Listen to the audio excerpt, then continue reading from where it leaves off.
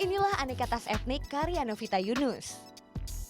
Berawal dari kecintaannya terhadap tas, pada tahun 2009 lalu Novita memulai bisnis batik chic.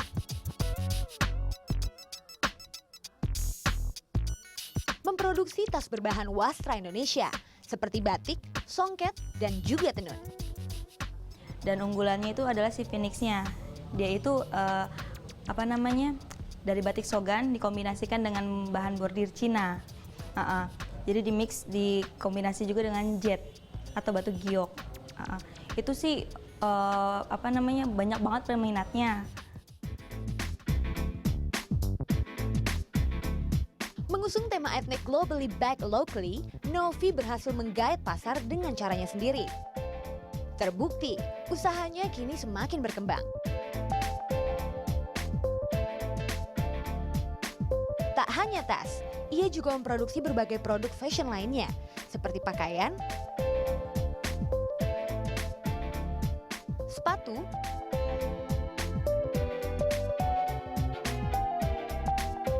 dan beragam aksesoris. Untuk memuaskan para pelanggannya, setiap 2 bulan Novi selalu menawarkan koleksi baru. Seperti saat ini, beragam produk bertemakan Imlek siap menyambut perayaan Imlek akhir Januari mendatang. Tak ketinggalan, pakaian adat Betawi yang didesain sedemikian rupa. Ya, tak hanya sekedar produk fashion, tapi juga karya seni. Tak heran, berbagai penghargaan berhasil ia raih, baik dari dalam negeri maupun dunia.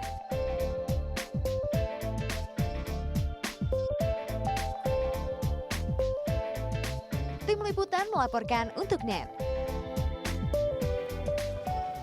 Kalau kita membicarakan tas dan bicarakan wanita, sepertinya kedua hal ini tidak bisa dipisahkan. Kapanpun, dimanapun, kemanapun, tas ini selalu menjadi atribut wajib yang selalu dibawa di segala aktivitas perempuan. Kalau bosan dengan tas yang polos ya Rahma, ada juga terobosan baru. Tas dengan aplikasi kain batik khas Indonesia siap menjadi salah satu koleksi tas Anda. Dan untuk itu sudah hadir di studio, owner sekaligus founder dari Batik Chic Gallery. Selamat pagi Mbak Novi. Pagi. Ini kalau untuk perempuan-perempuan, Mbak Novi ini adalah hero alias pahlawan. Karena menciptakan berbagai tas. Iya, Mbak Novi boleh cerita sedikit Batik Chic awalnya gimana sih? Oke, awalnya sih waktu itu nggak ada pendidikan desain sama sekali. Jadi waktu itu memang aku senang tas. Dari awal itu aku memang tas. Jadi kan cewek kan macam-macam ya. Ada yang senang perhiasan, senang sepatu. Aku senang tas. Gitu. Jadi waktu itu udah mulai selalu mengkoleksi tas. Kemudian 2009 waktu itu aku resign dari pekerjaanku di perbankan, terus buat tas untuk konsumsi pribadi, untuk konsumsi pribadi, terus pasang di Facebook, ternyata semua orang mau pesan gitu. Jadi awalnya itu, Jadi sempat bekerja dulu ya Mbak Novi ya? Sempat kerja di perbankan selama 13 tahun, kemudian aku bikin tas dari batik waktu itu, karena waktu itu pada saat itu tidak ada tas yang dari batik yang desainnya bagus.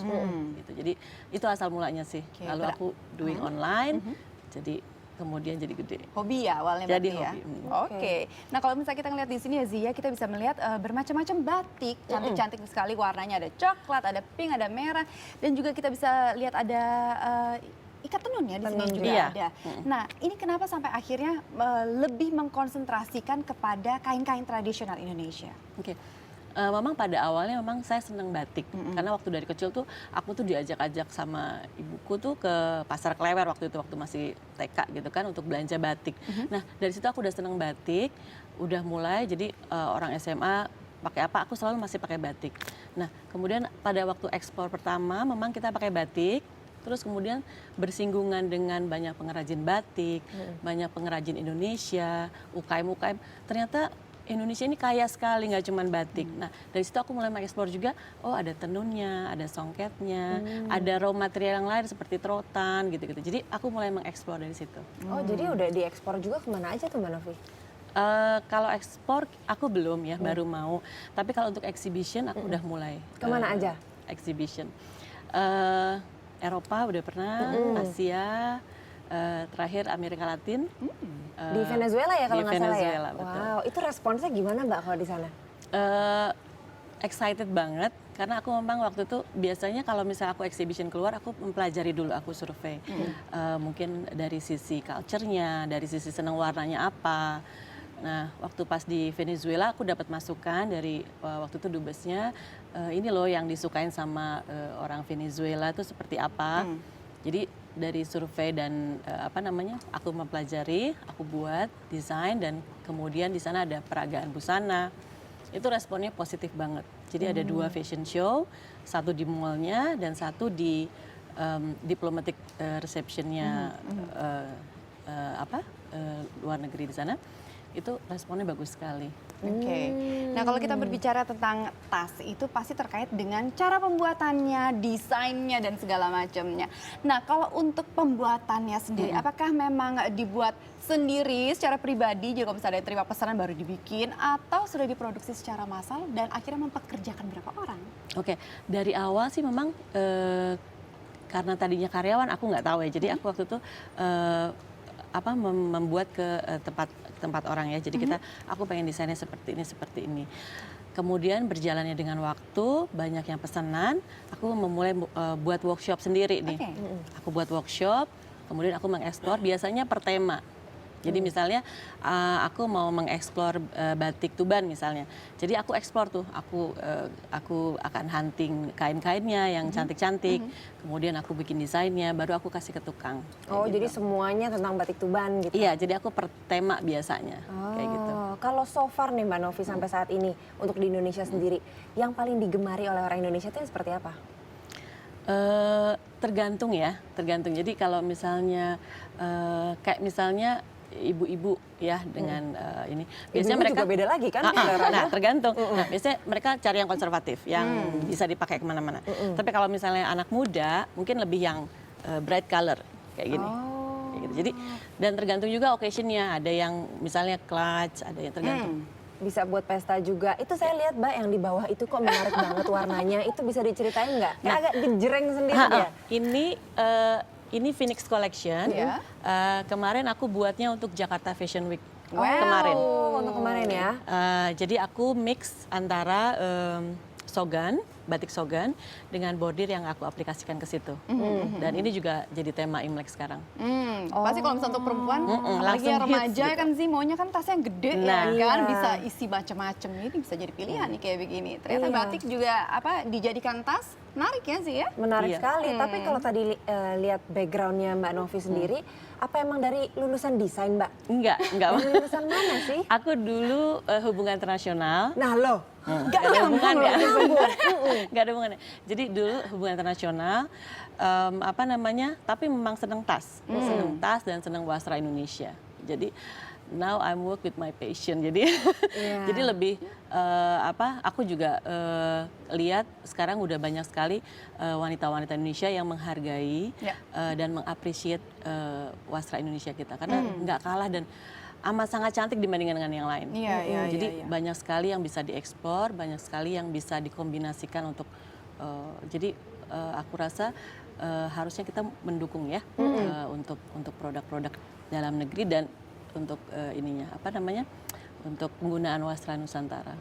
Jadi udahlah dari hubungan internasional, kerja dulu di perbankan, ujung-ujungnya desain tas batik. Emang ya kalau udah seneng sama sesuatu justru malah yang Tapi ada dikerjain kali itu. sih sedikit hubungannya ya dengan hubungan internasional dan bikin tas. Mungkin akhirnya mungkin bekerja sama dengan banyak Kedutaan, iya bener ya, ke Boleh juga Venezuela, ya. ke sana kemarin. Pinter nih Mbak Novi nih, kita harus curi ilmunya. Tapi Mbak saya mau tanya deh, kalau misalnya tas batik itu ada perawatan khusus nggak sih?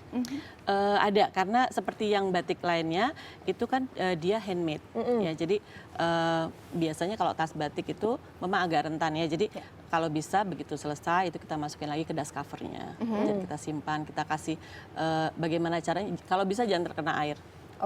Gitu. Jadi itu akan membuat tasnya itu lebih awet ya. Oke, jadi nggak bisa sampai lembab gitu ya. Jangan. Oke. Nah, kalau misalnya kita membicarakan tentang tas itu kan artinya kita membutuhkan ekstra hati-hati lagi, ekstra perawatan. Kita membutuhkan satu alat tertentu seperti misalkan kalau kita nyuci batik harus khususnya kan pakai lerak gitu. Nah kalau untuk tas ini sendiri itu bagaimana? Adakah menggunakan sesuatu yang tertentu? Nah kalau misalkan ternyata kena noda tasnya, harus kita bersihkan bagaimana Iya. caranya? Biasanya kalau misalnya emang kena noda sedikit itu kita pakai light detergent itu bisa. Oke. Ya gitu sih. Cuman ya itu kita juga kalau pakai tas mahal kan pasti hati-hati kan kalau kena hujan. Kalau bisa jangan sampai tasnya. Kitanya nggak apa-apa. Kita nggak apa-apa. Kita bisa kalau pusing bisa minum obat. Kalau masuk kalau misalnya batik kan nggak bisa. Ini benar-benar perempuan Indonesia loh. Terus Mbak. Jadi gitu sih. Jadi mungkin kayak misalnya aku nggak pernah taruh tas di bawah, ini selalu di atas gitu. Itu juga apa namanya bikin awet ya. Terus apa namanya ya kalau sudah selesai kita masukin lagi ke dalam dust cover. Jadi kalau misalnya kena noda, misalnya ketumpahan kopi atau teh gitu, boleh kena pakai deterjen sedikit aja nggak apa-apa ya? Kalau misalnya nggak bisa hilang, berarti datang lagi ke Kemang ya untuk beli yang baru. Lagi berarti. Beli yang Aduh, baru. ternyata gitu caranya ya. Terakhir nih Mbak, rencana ke depan tahun 2014 ini seperti apa? 2014 ini aku buka galeri kedua. Jadi yang galeri pertama itu ada di Kemang, galeri kedua itu kita ke Surabaya. Jadi akan sama isinya dari Kemang dengan Surabaya, cuman mungkin local kontennya mungkin 50% itu aku akan eksplor dari apa kekayaan dari Jawa Timur dan Indonesia bagian timur. Jadi local kontennya mungkin di situ. Bagus. Oke. Bagus dan Good menarik luck kalau sekali. gitu Mbak untuk Thank butik you. keduanya. Terima Thank you, kasih. Mano. Nanti kita lihat-lihat ya Rama Harus. model-model lainnya di Udah ada belakang. yang diincar Mas Zizi. Iya kayaknya nih ya.